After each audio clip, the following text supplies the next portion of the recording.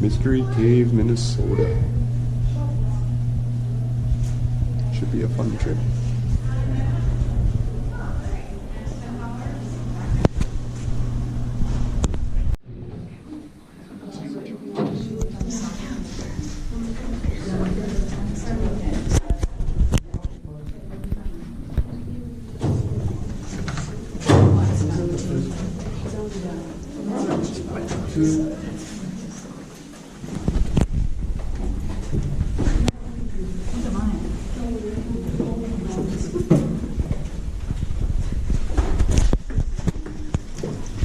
Okay, before we go any farther into the cave, I've got a couple of rules I have to give everybody. I've already told you about the food and gum and all that stuff, and so just remember that.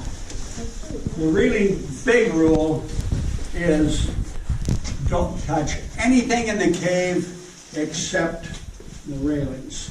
We've got stalactites in here that are the size of a soda straw. Hollow like a straw, made of stone as thick as a sheet of paper. Just bump those and they're gone. The oil on your fingers, what you leave your fingerprint with, will stain the rocks. It'll keep a growing formation from growing, and the only way to get it out is to chisel that hunk of rock away.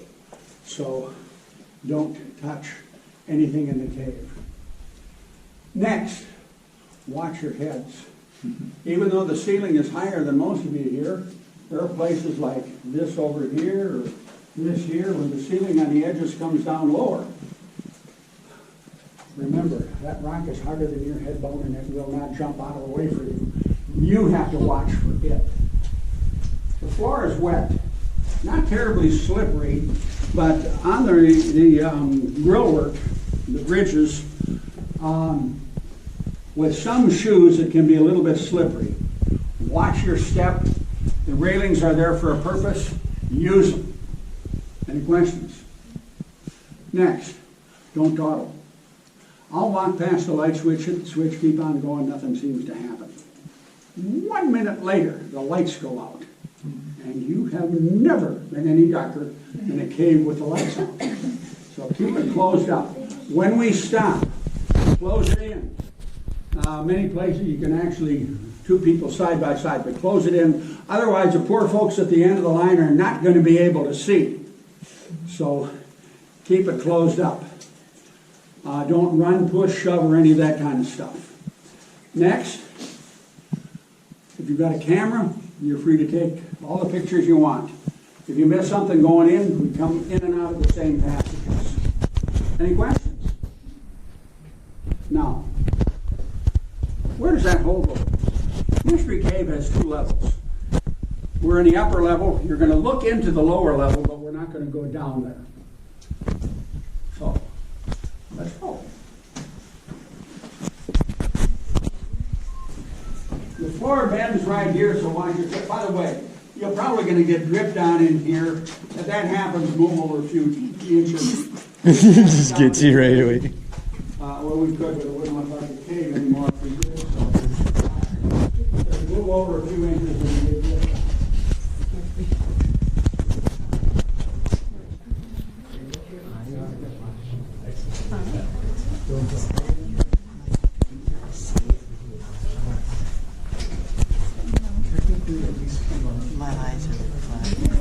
No, we're not climbing. We're just walking. Yep. Climbing and diving in a cave. And there is a cave in Minnesota that will train you how to do that. Is that really? Mm-hmm. Where? I'm not exactly sure. A buddy of mine just told me about it.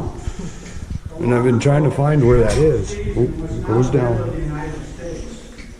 Lime mud was at the bottom of those seas, and that lime mud hardened into lime seas. Then the seas went away. But there were cracks in the rock. Water got into the cracks, combined with carbon dioxide from the air in the soil, and it formed carbonic acid. Carbonic acid dissolves limestone. Sounds like some pretty terrible stuff, right? What rocking into dissolves. I'd be willing to bet that most of you have drunk carbonic acid today. Stuff that makes a fizz in soda pops. Doesn't hurt people, but what it does to limestone. Well, at that time, the river was above us, and the cave was above us. The river eroded its way down. The cave went dry. Well, kind of dry. But the cracks are still there. Limestone, technically calcite, calcium carbonate, CaCO3, dissolved. Water with calcite in it ran down the wall and got put back in the wall as flowstone. The flowstone is just a different form of limestone with a different name. Same stuff, different name, different shape. Any questions? Yes? No, I'm sorry. I'm recording. Okay. Now remember I said you can't touch anything in the cave? There is one, and only one exception to that. That is our pet rock whiskey. You want to know what a cave feels like, you can get this right here.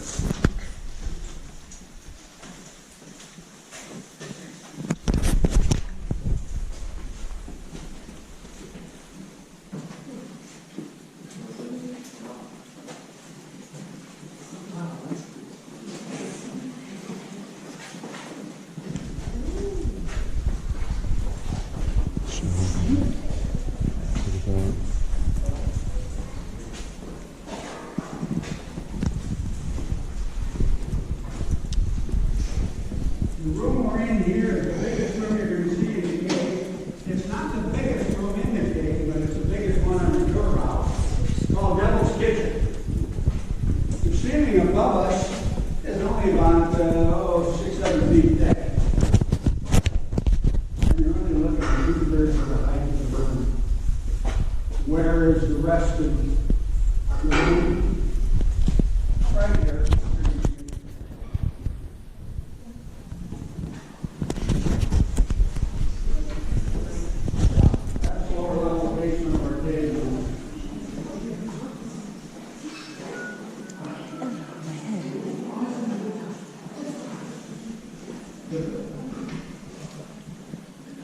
Devil's Kitchen.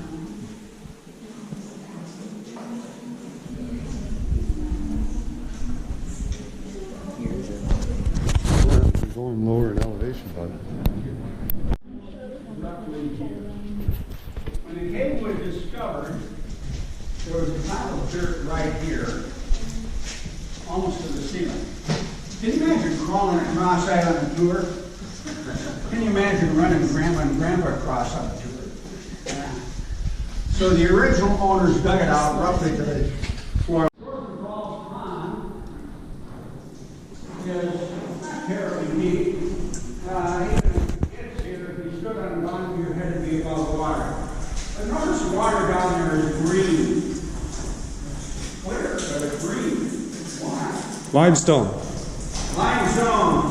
You know the answer. Yes. Oh, I'm sorry. The limestone dissolved in the water, colors it green. It's not dye.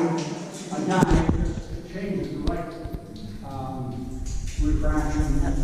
If you look at the air here, there's no color to the air. It's You crystal. go outside on a clear day, you see blue. The same process that makes the sky blue makes that green. Now, if we get a heavy rain, this muds up. I've seen it so muddy on it just look like this. You couldn't see anything in there. It takes about 2 weeks to clear out. Now,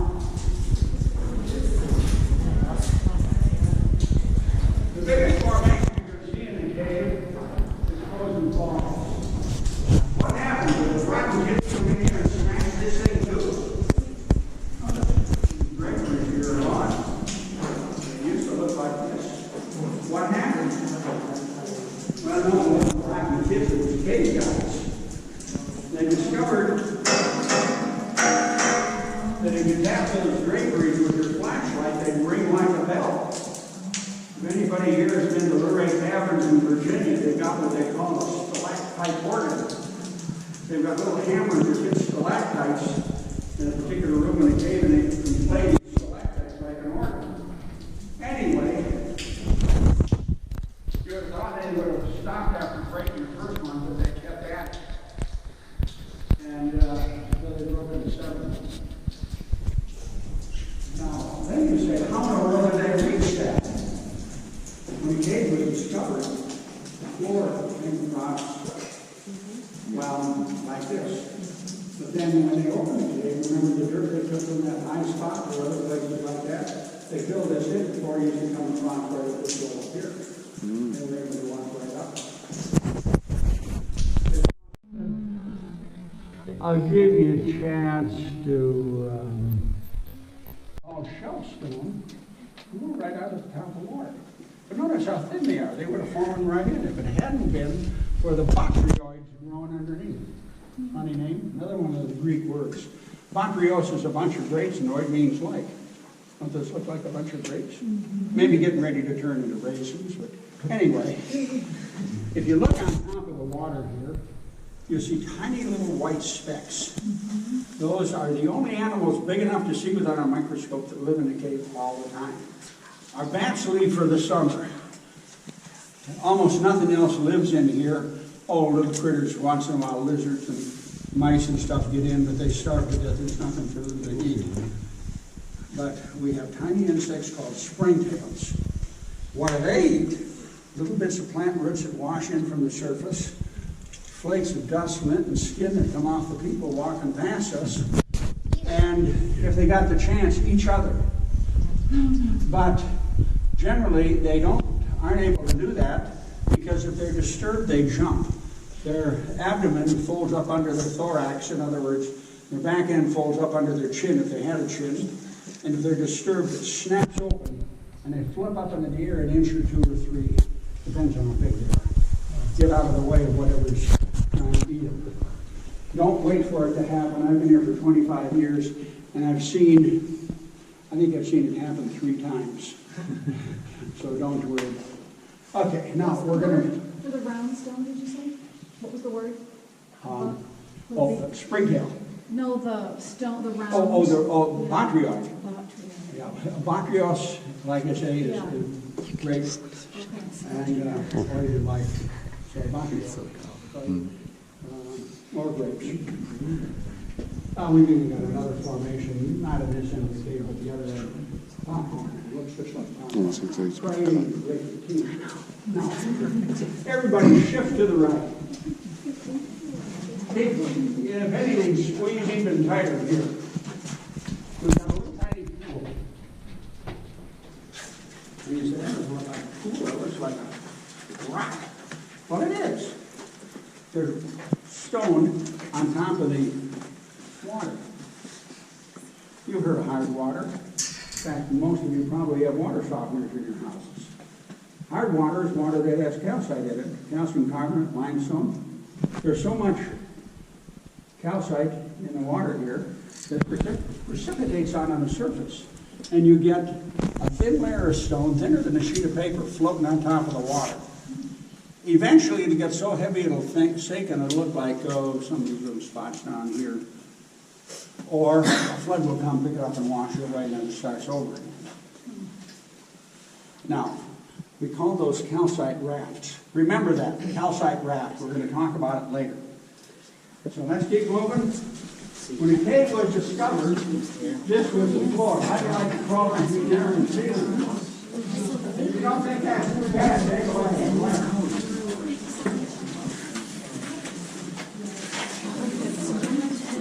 We're dug off from this high down to the present floor back in 37 before they opened the cave. See the rafts?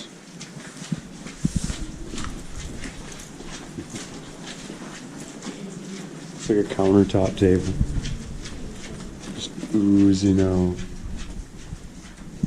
Does look like someone just kind of got it. One of the most common questions we get in the cave is, how fast does the formation grow? We can't make a flat statement because there's so many factors that affect it. Some cases they're going faster, sometimes slower. Sometimes they start and then stop and start again. Really varies. But we've got a pretty good idea on these.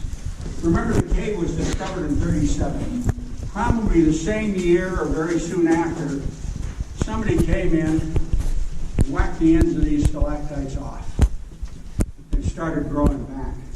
So give or take a little bit, about 80 years for those little white tips there.